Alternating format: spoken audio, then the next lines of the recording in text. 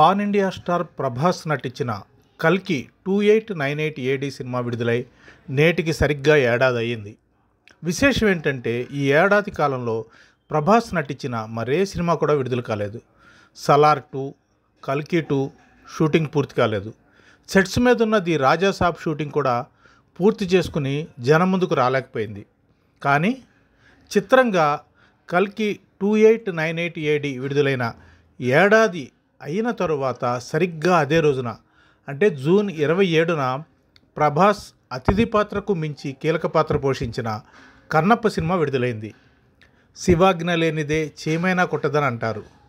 బహుశా ఇది అలాంటిదే కావచ్చు.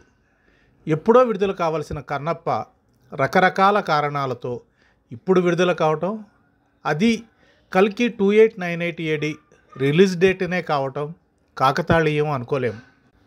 ఇవాళ కన్నప్ప మూవీకి లభిస్తున్న ఆదరణకు, ఆ సినిమా టీంపై కురుస్తున్న ప్రశంసల జల్లుకు, వచ్చిన ఓపెనింగ్స్కు కారణం ప్రభాస్ ప్రెజెన్స్ అని చెప్పక తప్పదు.